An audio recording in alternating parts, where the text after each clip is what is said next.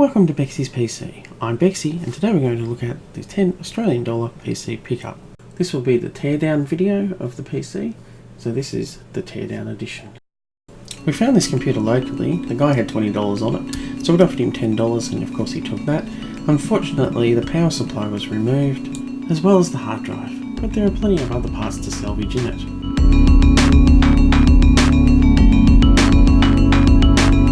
Okay, so it's one of those cases where the top slides off, there are actually no screws at all in the back, and then it lifts up. Unfortunately, it's quite difficult sometimes with some of these older ones, they just don't want to open. Yikes, but at least it came off. No cable management here, but it looks like when they pulled the hard drive and power supply out that they disconnected most of the onboard connectors, so that makes it a little easier for me.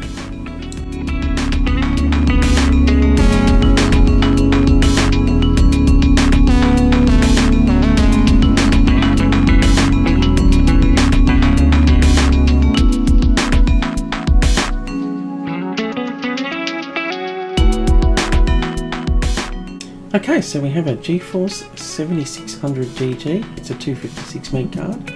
I have another one of these from Point of View, but I rather like to look at the Lead Tech cards. I'll most likely do a future video on this card. We'll do the cleaning of the card, reapplying the thermal paste to the GPU, and I believe Oblivion came out the same year as this GPU, so we'll see what we can run on it as well after we've done the thermal paste and cleaning.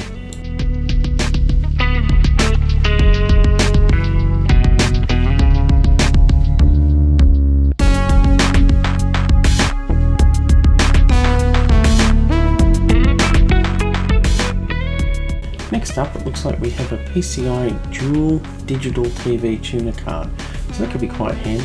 I've never had a TV tuner card because I have my own server with my whole Blu-ray collection, or I watch Netflix or something along the lines of that, so I've never really had a use for one.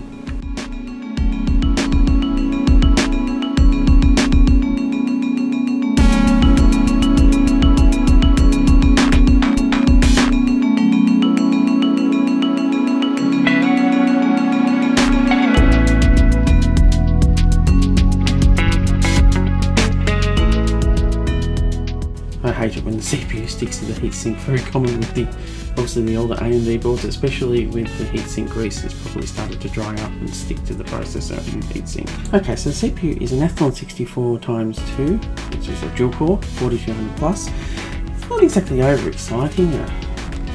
A tri-core like Phenom X3 or something like that would have been better.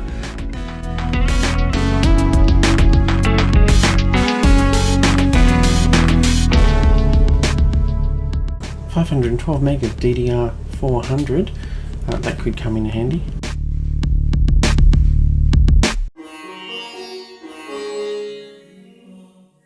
Well, that one's not so good. It's 256 meg, 266 megahertz DDR. Not quite as useful as the other one. And we have another 512 meg DDR 400. Let's get this motherboard out.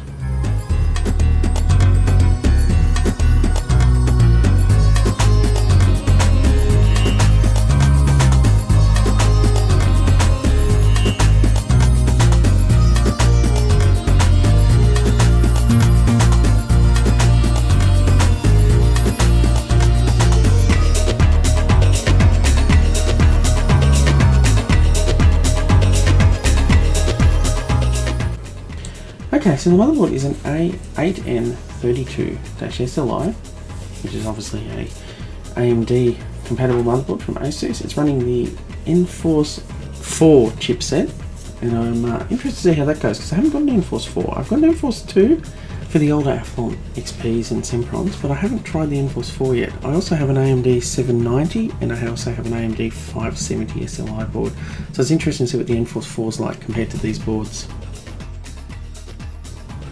Okay, for I/O it has 4 SATA ports. It's got 2 IDE ports, a floppy connector. It also has another SATA port hiding over the back there. An ATX power connector and a CPU power connector. What else have we got here? Okay, so it does have an onboard Realtek audio chip. There appears to be 3 USB connectors on this board. Of course they have 2 ports per connector, so that's 6. There are 2 Firewire headers, game and possibly MIDI port connector here. Front panel connector, serial port connector. It's got quite a few fan connectors, including fan connectors for the north and south bridge, so you can add a fan to cool the chipset. As well as that, there is also a fan on the VRMs, which is, that one's just connected to a chassis fan connector, but there's a lot of fan connectors for an older board. Audio input connectors and front panel audio connector. On the back panel we have 2 gigabit Ethernet connectors, parallel PS2, optical and coaxial audio out, eSATA analog audio outs, and 4 USB 2 ports. So for its day, it was a pretty full-featured board. Keep your system stable and cool with Stack Cool 2. Interesting spot for some feature advertisement back in the day. And of course, with an old machine, there's the backplate from the motherboard, which is always handy because these always go missing when you buy them second hand. Next up we have the floppy drive. Always good to keep for retro machines. This one's from Mitsumi, and I'll be keeping this. Let's get this optical drive out and see what we've got.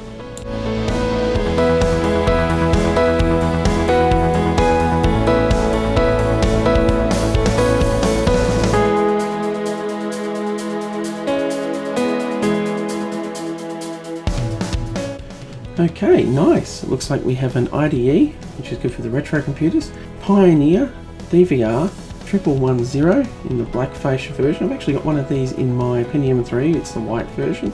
I'll probably be giving this to my partner because at the moment they've got a white drive in their black retro PC, so this would be a nice addition to that.